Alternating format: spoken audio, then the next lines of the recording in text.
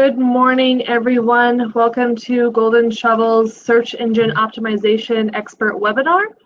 I am very happy to introduce our guest speaker. My name is Kirsten McPherson. I am the Director of Marketing for Golden Shovel. And today, guiding us through this adventure in SEO is our Director of Content, Bethany Quinn.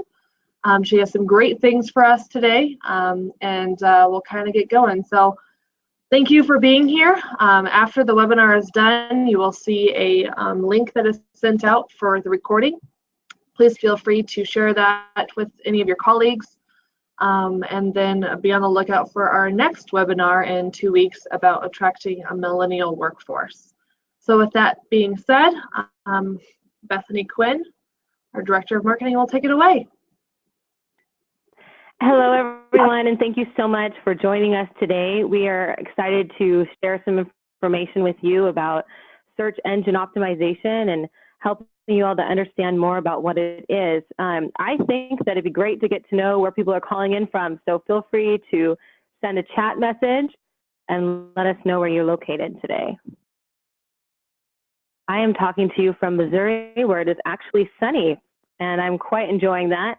Wanted to let you know a little bit about me. In addition to being the Director of Content, I am known as the mom of 7. So this is my tribe.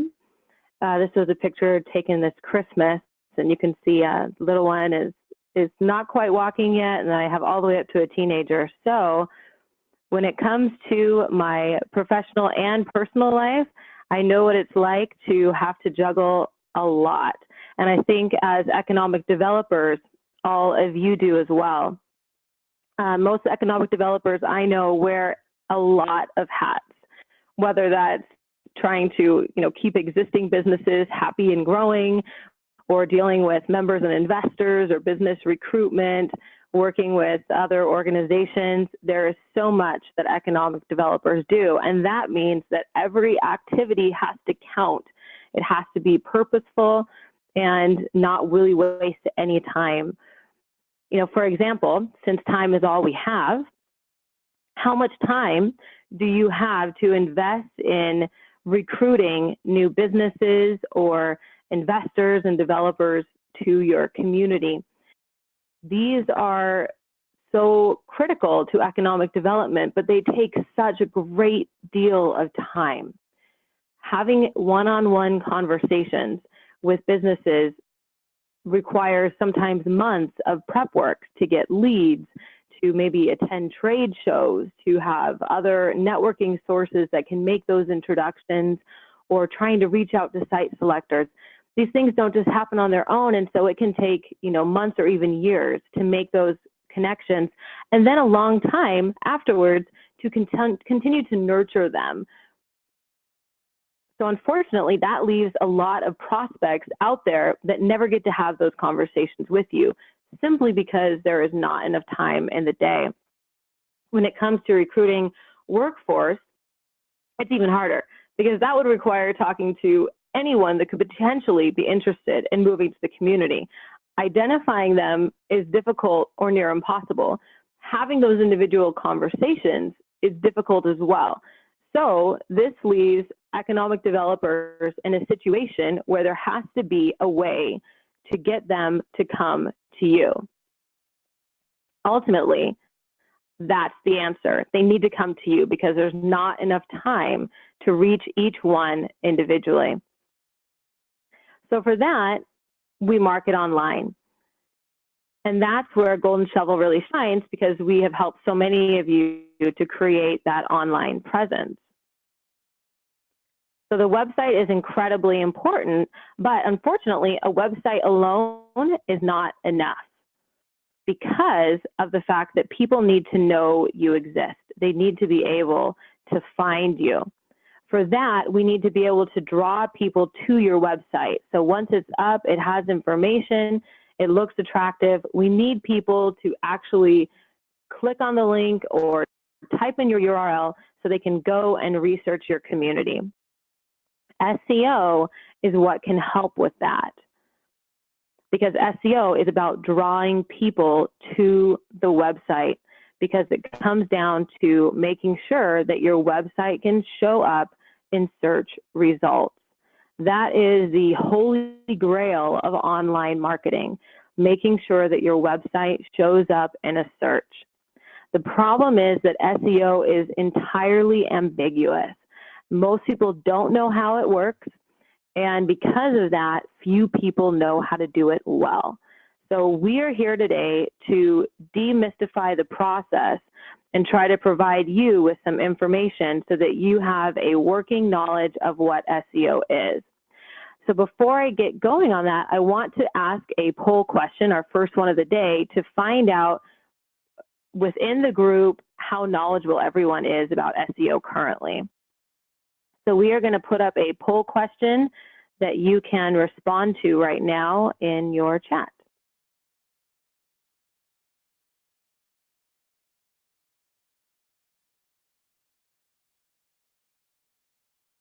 Okay, the poll is currently open. Can everyone see that?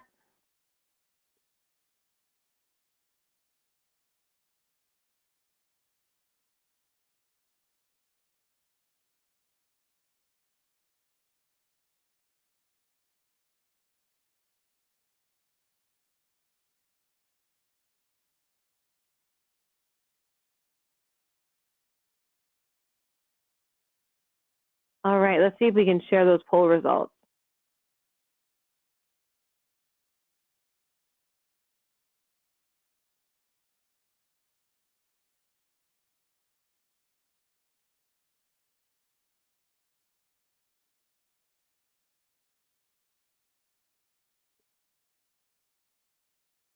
All right.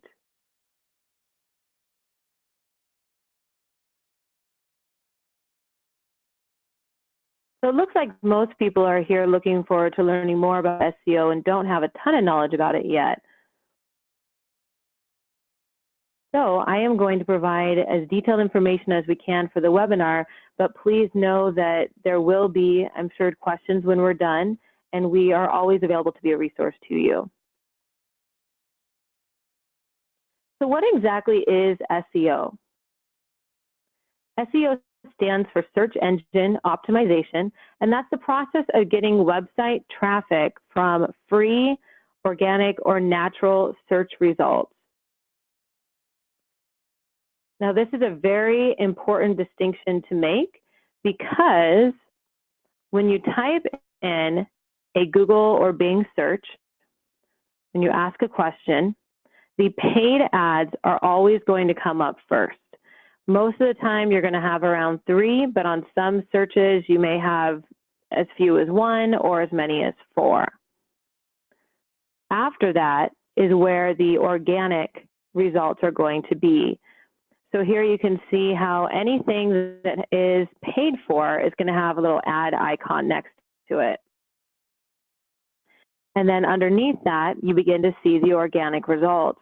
Now, what's important about coming up organically is that it's less expensive for you. So with paid ads, it is not uncommon based on the keyword you're trying to rank for or the industry to pay upwards of $15 to $20 per time your ad shows up for someone to click on. That is outrageous. It can be incredibly expensive, and people will spend upwards of $5,000 to $10,000 plus per month for these paid ads. Now, that might work for a short-term ad campaign, but few people really have that in their budget to sustain long-term. And since with economic development, it may take 6 months, for example, for a business to, even move to the area and consider becoming a member of the development organization, that's money you're putting out without getting it back like you would if you were, say, an e-commerce store. So because of that, it's just really not a sustainable model to focus on paid ads in the economic development world. Instead, you want to show up here, which whether that is on the first page ideally, but at least if you can make it to say page 2, then you have more of a chance of people actually clicking on the link and going to your website, because pretty much everything on the second page on is going to be organic results. Now, some people have asked questions in regards to if ads can clutter the page after you get off the first page. And they don't really clutter it. You might see an ad or two at the very bottom, but it's very clear they're ads at that point. So again, by focusing on organic SEO, you can come up without having to pay for it every time your ad is viewed or someone clicks on your site. So the big question is, how does SEO work? How does Google decide which sites to pull up? Well, for that, we need to start by looking at the internet like a very large library. And every website would be a book in that library. So Google has to be able to read every single page of every single book. And not only that, but know what lines are on every single page. All of that has to be read, and all of it has to be indexed, because that's how they make sure to pull up the most relevant information when someone does a search. This is not easy, and that's why their algorithms have been constantly updated to ensure that they continue to provide the best possible search results. Now, from our perspective today, we want to focus on the three main things that Google does to determine which sites are going to pull up. The first thing is crawling. So crawling is how Google knows that the site exists. They need to be able to find the site first in order to be able to even crawl it. Next, Google has to be able to index the site. And again, that's putting it into the library catalog, so to speak. For anyone out there that actually remembers what it was like to walk in the library and, you know, write your name on the little note card and actually open the file drawers. Yes, I'm dating myself, but think about Google as that super knowledgeable librarian. And then content. So the site has to have good and useful content that is going to be relevant to the search, because again, Google is going to be pulling information up based on the content that is on those pages. So crawling. Yes, not exactly this kind of crawling, right? Okay, Google crawling is slightly different, just a bit. So crawling is when a Googlebot discovers new and updated pages on the website. So they're doing this by constantly crawling billions of web pages and URLs, and by reviewing sitemap data that is provided by the webmaster. So they're constantly documenting these new pages, content, links, and updating their library index accordingly.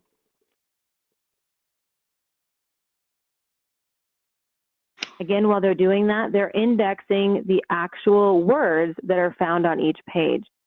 So this is one of the most important points that I can drive home today, is that Google is creating an index of words, not sites. So obviously, they need to know where the websites are, what the URLs are, but ultimately, the power of Google search algorithms is in the ability to read and identify those words that show up on the website, and then understand the context of them to make sure that they pull up the most relevant information. Because of this, words matter. Every word that is put on your website matters, both in how it is written and even some of the technical aspects of how it is placed on the website. Google uses 200 different factors to determine which sites are going to be the most relevant. So within those three main things we covered, there's 200 different points that influence whether or not a site is going to come up. Now, some people have asked me if those factors are always the same or if they change and are updated. And the reality is that Google does make updates on a regular basis. So it is very important to make sure that anything that is done with the website is done in a way that is sustainable. And by that, I mean providing the greatest level of value. Because whenever your website provides value, it will continue to do so regardless of what changes with Google algorithms. All right, so with 200, are you feeling a little panicky? If so, I would not blame you. It can be a little overwhelming to think, how on earth are we going to go through our website and figure out how to match 200 different things? It's a lot of work. That's why it's important to gain resources and work with experts. And we got this. So what I want to do is provide some information that you can take away from this now that we have a little more background on what SEO is. So let's start with some actual practical applications. Let's go to some best practices to see what other companies are doing to show up online. Well, the first thing is developing a strategy. We can't get started without having a clear strategy, because if you do, you will not achieve any success. With those 200 factors we talked about, SEO is not something that happens accidentally. It's not a women of prayer, like put up this website and hopefully you'll start ranking. That's just not going to happen. There has to be a strategy. So for that, we need to consider what keywords you want to rank for. So in other words, when someone is doing a search, what words or phrases are they going to type in that should trigger Google, that should alert Google that they need to pull up your website? That can be a single word or it can be a phrase, but something someone types in needs to pull up your website. So your strategy has to really be comprehensive in regards to identifying what those keywords are. So now we're going to do our second poll about keywords. I'd like to know if anyone is strategizing for keywords today.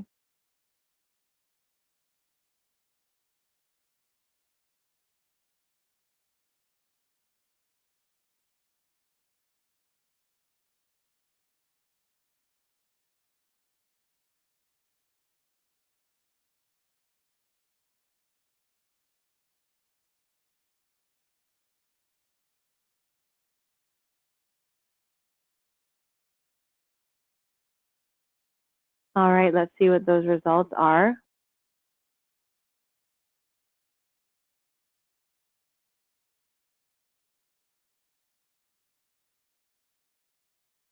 Okay.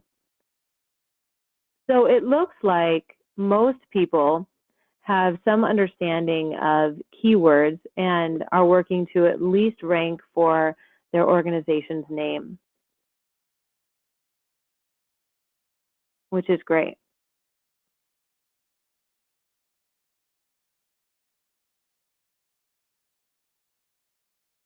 So the problem that we find a lot of times is that the majority of effort on SEO with organizations in the economic development world is on their name or on some variations of it.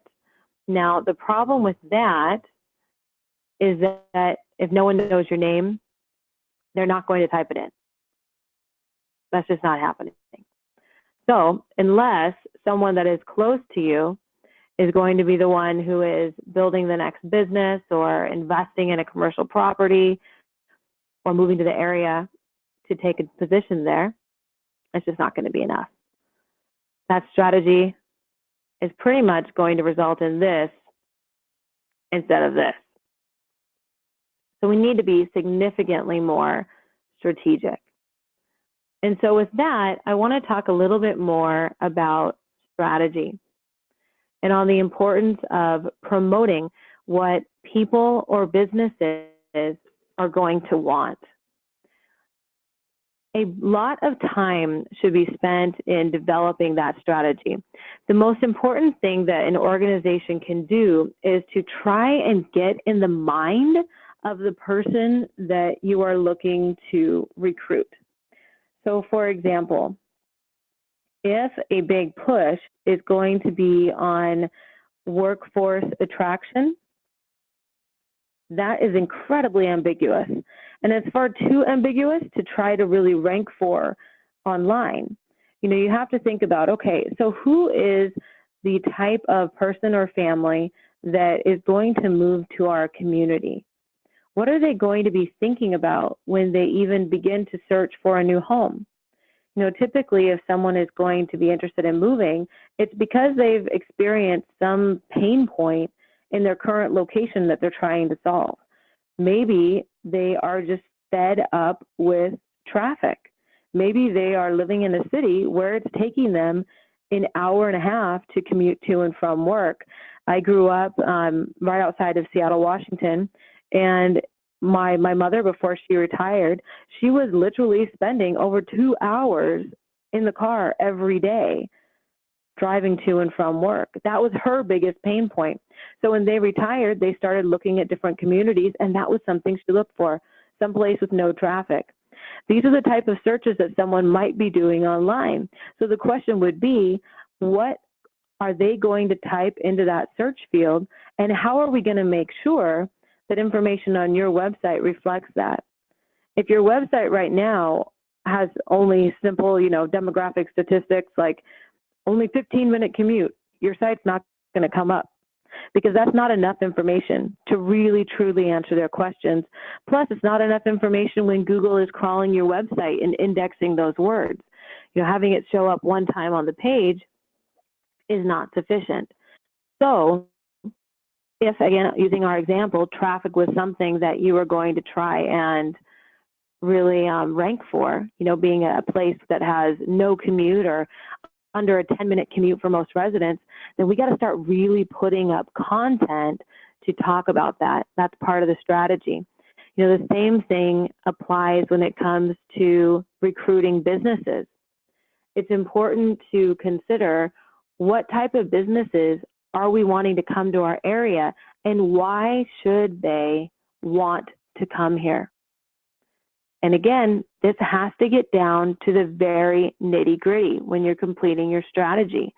It's not enough to say, well, we have talented, hardworking people. Okay, well, that's really good. That's a very positive thing. That's a great asset. But you got to tell people more, because I doubt they're going to type into the search field, place with hardworking people. They're actually going to type into the search field maybe a specific skill set that they're looking for, a specific training or certification maybe that workers in your area have. Maybe they need engineers, for example, and you know that you have a great pool of talent coming out of a local engineering school or university with that type of program. Then there needs to be content on the site that really promotes the engineering talent in the community specifically, because that's what they'll type into the search field. So the big challenge is taking time to create such a strategy where it is so incredibly narrow that you're literally getting into the mind of people who are conducting those searches to make sure that you are the one that can answer their question or provide the solution. Now, again, the way that we do that, one of the key ways is through content. When it comes to SEO, content is king because Google is creating that index of words. So your keyword strategy has to involve a lot of content. I'd like to give a very easy example of a site that has a ton of content, because most people are familiar with this one, WebMD. Anyone who has woken up maybe on a Saturday morning and has had symptoms of a sore throat, runny nose, whatever, or maybe has more of an obscure health challenge that they're facing, is likely to type in a search before going to the doctor to figure out, okay, do I actually have a problem? Do I need to go in? What's going on with me? If you were to type in a search about your symptoms, asking what something is, you're probably going to find WebMD. If a doctor recommends a medication to treat that, you're probably going to find WebMD. If you think you have a condition and you want to know how it happened, how you got it in the first place, hey, how did I get this sore throat? You're going to type in a question, you'll find the answer on WebMD. So for one single medical issue, let's say asthma, for example, they're going to provide information on how someone develops it, what the risk factors are, what the condition is, how it is treated, how it can be treated naturally, how long a person might have it, what restrictions a person may face because they have it. They're going to literally provide content, information on every single aspect of that one condition.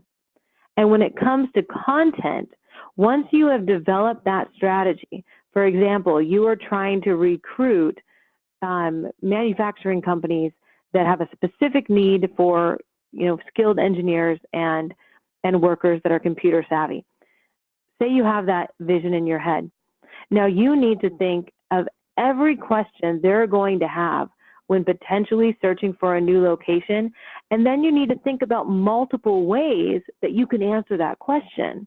Because maybe some people are looking to go somewhere where they can immediately hire those 10 engineers. But maybe other companies want to know, where were those engineers trained? Maybe other ones want to go even deeper. They want to know what was part of that program because they're looking for something even more specific. Then maybe other companies want to know what the upcoming pipeline is.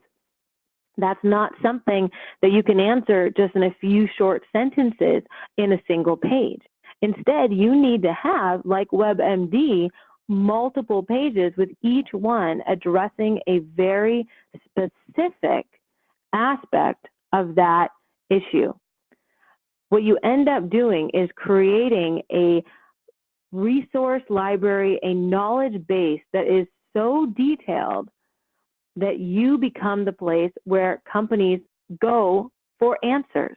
They go for solutions because you have the information right there at their fingertips that solves the problem. And because you have such a rich library of content on your site, Google is going to be able to index those words showing up, those keywords showing up repeatedly, and know that by having your site come up in a search result, people are going to find not just high-level information, right, a teaser or a taste of what they're looking for, but they're actually going to have their questions answered. Because if you can answer their question, now all of a sudden, you become more of an authority. People will remain on your website instead of hopping on there and bouncing right off to go somewhere else for the answer. And you have a greater likelihood as an economic developer to then cultivate a relationship with that individual, with that company, because they're spending time on your site. So once you have identified where you want to go with your content, it's important that content is created in a way that is both artistic and creative and also technical and scientific. So for example, when we're creating content to answer those questions, we need to be engaging. We need to be engaging. We don't want to be too dry and just data driven, because that's not how you conversate. Remember that when people are typing a search into Google, they're typing something just like they're sitting down and having a conversation with you. They're not, pulling out their formal hat and using Old English. No, you actually have to use the words people use and say things in a very casual manner. For example, no one's going to type in, automobile accident, but they'll type in car wreck. So it's just kind of understanding that we need to be more casual and informal in some of the way that we communicate with people online. And then breaking things up, because for content to remain interesting, we also don't want to put up pages that just have, paragraph after paragraph after paragraph of information, because that's not how people really read information online. Everything needs to be broken up. And that's where also some of the science and technical aspect comes into play, because through the use of things like H2 headers, we are able to provide a really easy visual so that people know, okay, what's going to be in that next paragraph? Is that something I want to skip to because it has the information that I need?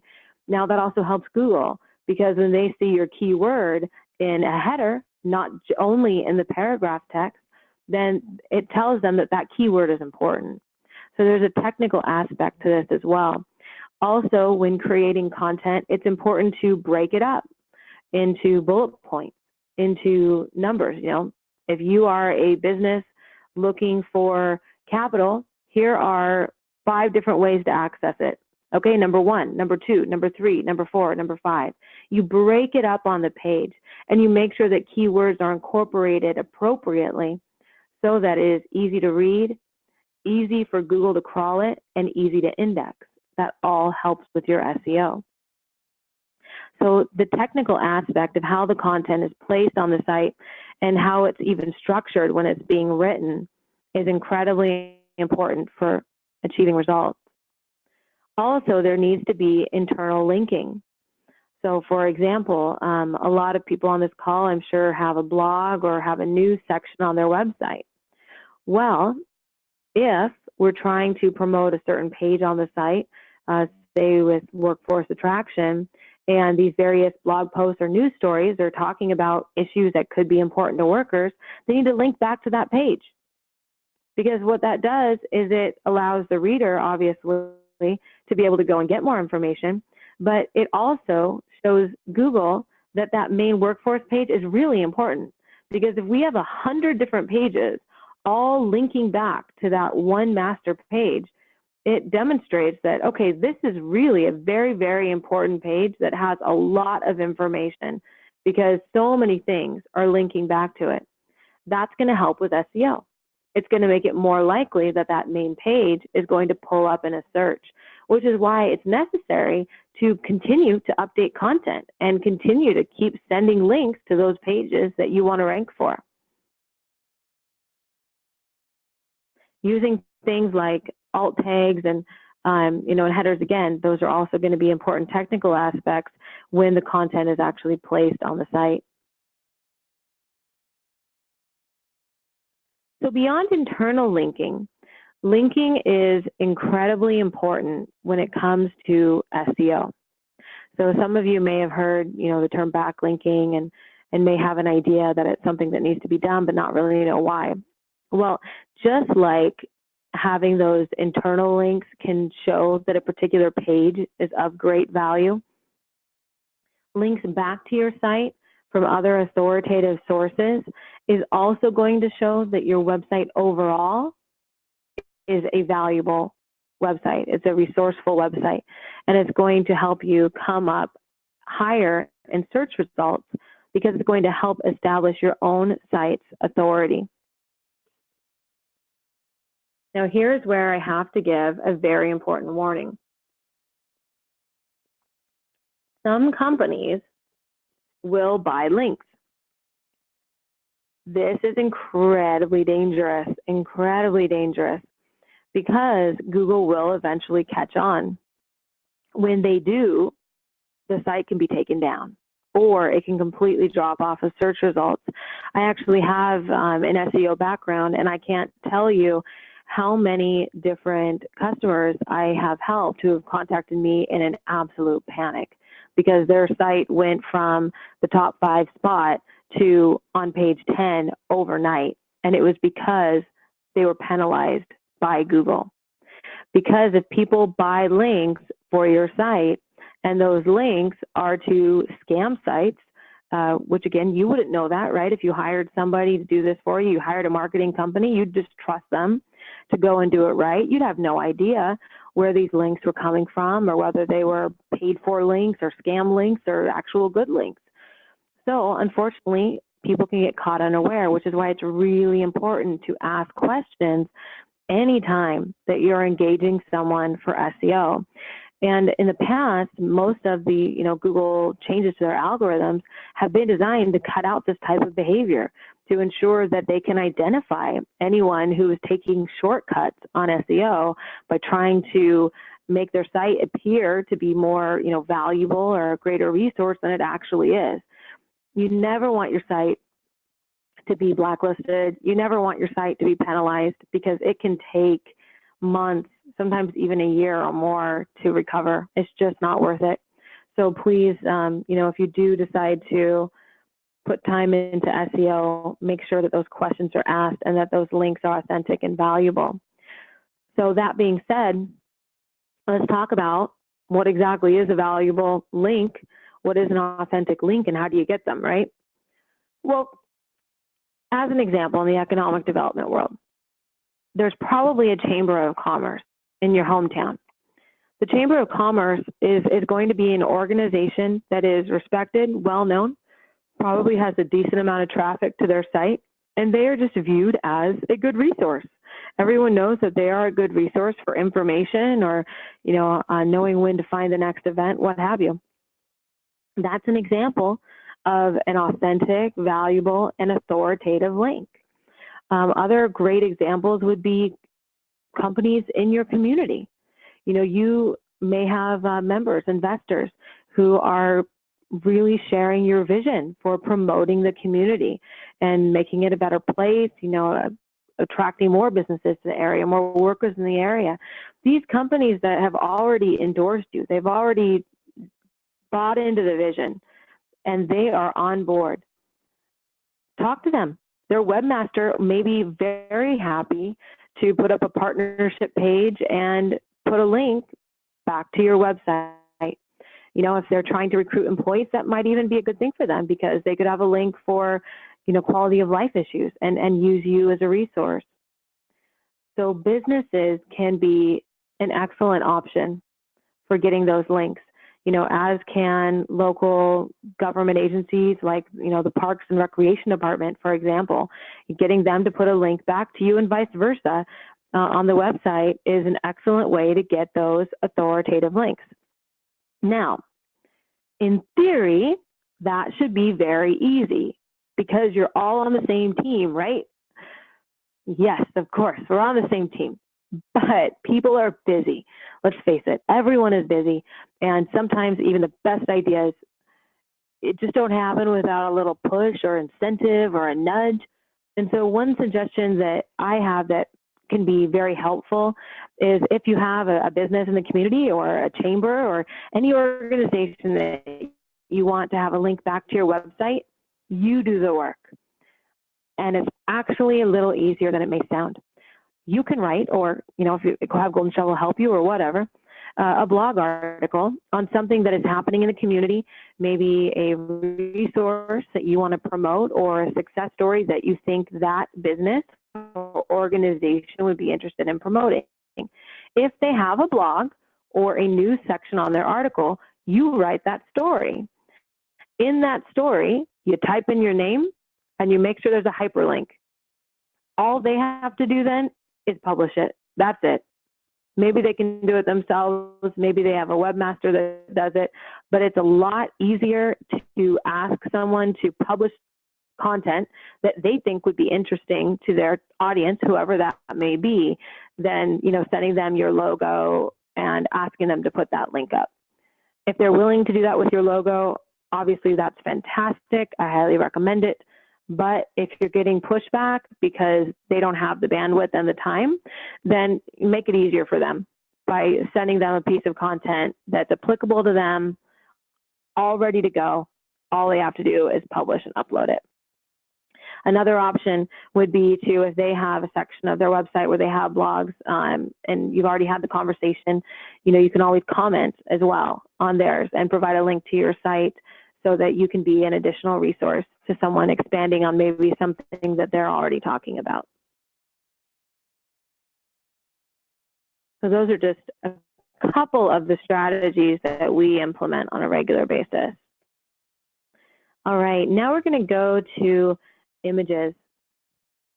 Images on a site are incredibly important visually, and they're also important because they help with SEO. So for that, I'm going to ask our final poll.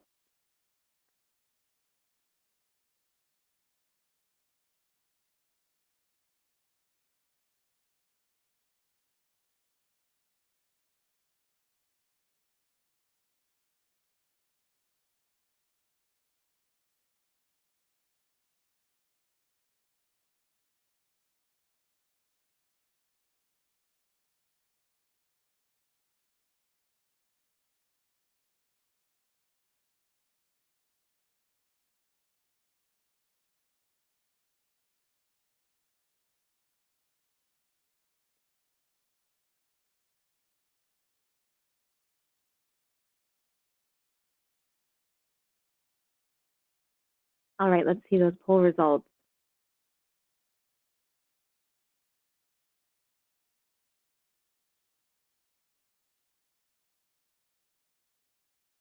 All right, so it looks like a pretty good percent are using a keyword that describes the image. I'm happy to hear that because that's fantastic. Now, I'd say probably for the majority of people, it looks like images are just being uploaded as they are. So it's important to realize that images can show up in a Google search as well. In fact, you know, anytime you type in a search, if you go to the very top, you'll be able to actually click on, you know, a title that says images, and you can see what pulls up. So I always recommend titling your pictures with the keyword that you're trying to rank for. You know, again, we're talking about getting down to the nitty gritty, right? So when we talked about engineering talent, if you're trying to SEO for talking about a very specific type of engineer that's in your community or a program, then your picture of them should be titled accordingly. You know, if you can add the acronym for your organization name as well, you can do that. If it's a picture that doesn't even tie into any keyword, at bare minimum, it should be titled that has your organization name in it. Because what ends up happening is when people then go to the image section, they're going to be scrolling through these. If they click on a picture, even if they're looking for their own purposes, it's going to take them to your website.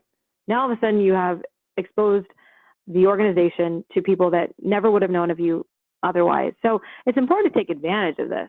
You know, and it's a pretty easy thing to do once you get in the habit of it. Just have naming protocols in place so that anytime someone uploads an image to the site, there's just a standard thing that's done. And if it's based on a specific keyword, that should be part of the naming protocols. Using video is also important because videos can show up directly on search results as well. But here's the problem. Most people don't tag their videos correctly. Now that's an issue because if you do all this work to create a video, I mean, let's face it, they're time consuming to create. You got to put a strategy in place and they cost money, right? So you don't want to do all this work and then not get the most bang for your buck. You want to make sure that they also can be used to show up in search results. So anytime you have a video, make sure that you are adding a very detailed description on YouTube.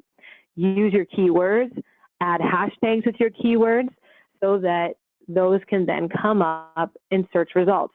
The good news is if you haven't done that in the past, it's really easy to go into your admin section of YouTube and update that now. In fact, I would recommend that everybody update their videos this week because it really doesn't take much time at all. In fact, it's out of everything we've talked about today, that is literally the fastest thing you can do to make an impact.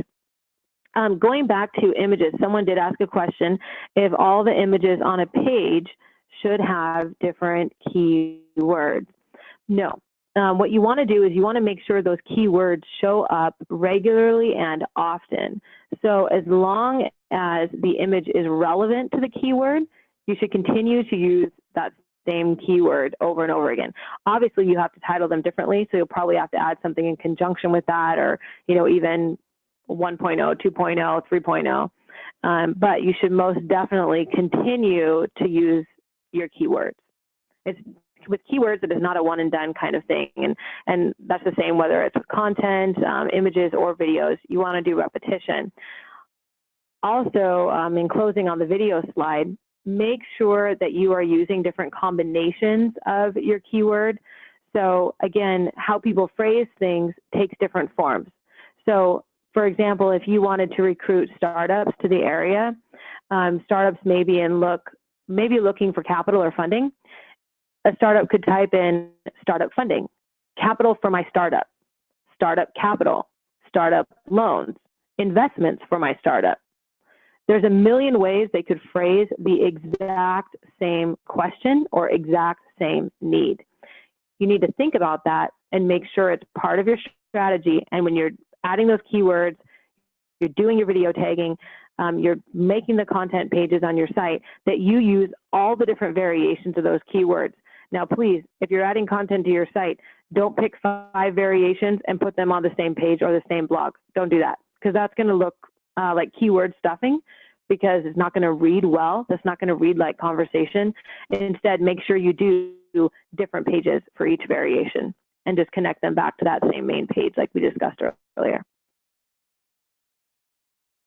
All right, also, we got to make sure your sitemap stays current. Remember, the sitemap is critical for making it easier for Google to index. With Golden Shovel clients, that's something that we handle. If you're not one of our clients and you have your own webmaster, hopefully they are doing that. It's important to make sure the sitemap stays accurate, that broken links are taken care of on a monthly basis, things of that nature, because if they're not, that's going to make it harder for Google to index your site. Also, I want to give everybody a little word of caution in regards to setting a realistic timeline. Advanced SEO takes time. Again, the fast way, the easy way is to pay for ads, what we talked about at the beginning. But that's also not sustainable because it's just enormously expensive. And the reality is someone can always come along and say, you know what, I want the fast fix this week, so I'm going to outbid you. I'm going to pay more. And now all of a sudden that drives your price up. So really long term, that's just not a great option. So when you're looking for something that's going to stand the test of time, something that's going to continue to produce results, there has to be a level of patience there because it's hard work. Advanced SEO is hard work. It takes a lot of content. It takes a great deal of strategy. It takes time to create, implement, and maintain. So, give yourself some time if this is going to be a priority for your organization. Don't expect to decide that you're going to do SEO and then, type in a web search 2 months later and have everything come up.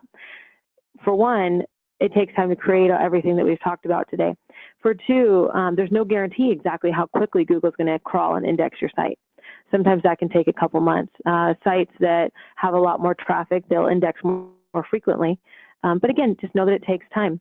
So ultimately, with advanced SEO, we're looking at creating a long-term solution that helps to funnel leads your way. That's what it's ultimately about.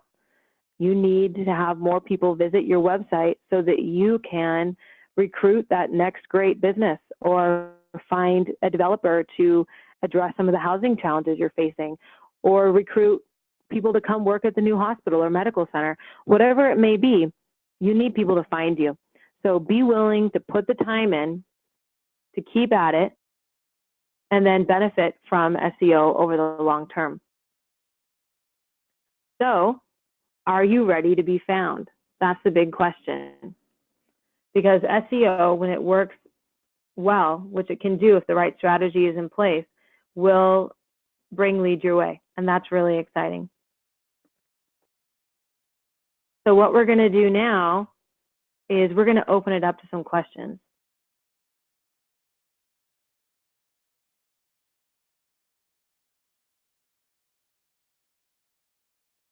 So wait a second, everybody can kind of put their questions in and I will do my best to provide information for you.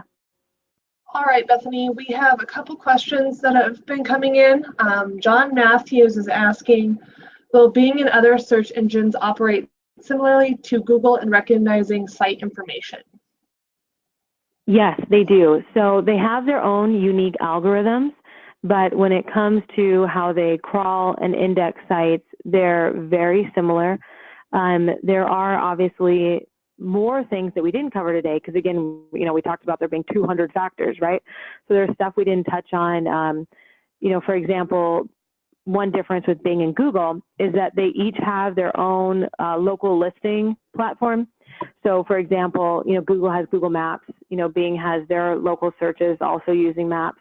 So with that, you would need to make sure that your organization was actually listed with each one uniquely, because if you're only listed on Google Maps, you're not going to show up in the Bing map search. So that's actually something you have to do proactively. Other than that, when it comes to really putting the structure in place for your site, the content, and structuring how your keywords are presented, that would be pretty much the same for both. Okay, the next question. What is the best practice for frequency of adding new content to a website? Also, if a page is edited, does Google consider it new content? Okay, so those are two really good questions. Here's the thing. If you are already ranking for a certain keyword then if you were adding, say, 2 new blogs for that keyword a month, you should be fine because you're showing that that content is still relevant and still of interest, because again, you're going to link back to it, right? You're going to link back to that main page. If you are not ranking for that right now, it is not uncommon to need to put up 50 pages for that one keyword in order to start ranking.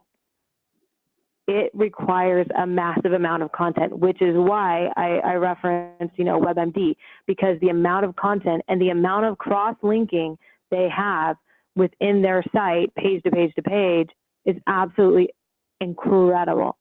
So I recommend whenever anyone is starting with an SEO strategy that they do not begin by identifying, 10, 15 things they want to rank for. Don't do that. Try to pick your top 5, even your top 3. That way you can build a lot of pages to support those keywords, and you can really focus on ranking for them. Once you've gotten to that point, again, maintenance is not bad. A couple a month and you can maintain, but you really got to put out a lot of content initially. Okay, perfect. The next question is meta description important? Yes, absolutely. Absolutely. I didn't put up too much technical stuff on this, but we can always answer more questions offline too. But meta tagging, your alt tags, that goes into the actual technical structure of how content is presented on each page. And there is an actual formula that we use here at Golden Shovel whenever we're doing SEO. So I would recommend that people always take time to do that. Perfect. Okay, and I only have one last question that's came in, and this is from an individual who says, our department owns and operates web pages within the organization's city website. Would our SEO ranking be determined based on our specific web pages or based on the city's website as a whole? Okay, so that's a really good question, because it depends on what's really ranking, right? So if you want your web page to show up, it's honestly going to be a little challenging because you don't have control. I mean, I don't know the exact relationship, but it doesn't sound to me like you have control of your actual website. So with that in mind, what you do is perhaps incredibly limited. So I don't know if you'd be able to really even add more pages to the city website to try to link back to your page specifically so that you could help increase the ranking.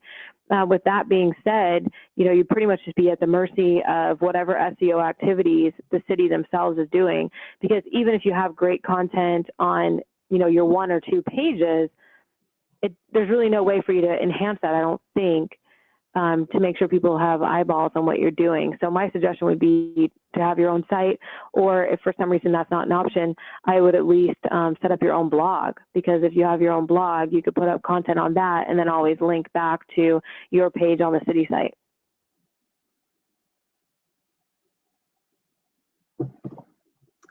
Perfect. Okay, and the only other question that came in was about the presentation itself.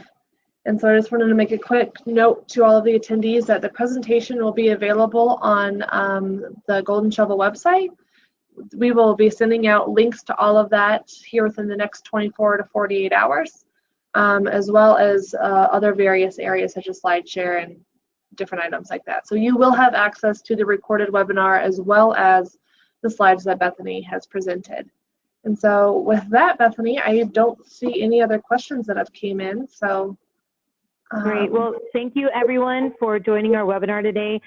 Please just watch for that email from us. You may receive follow-up emails as well to see if you had any further questions.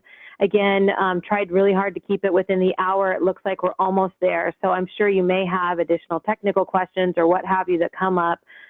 So watch for that email from our team, and you can get that additional data or insight from them as well. Thank you so much.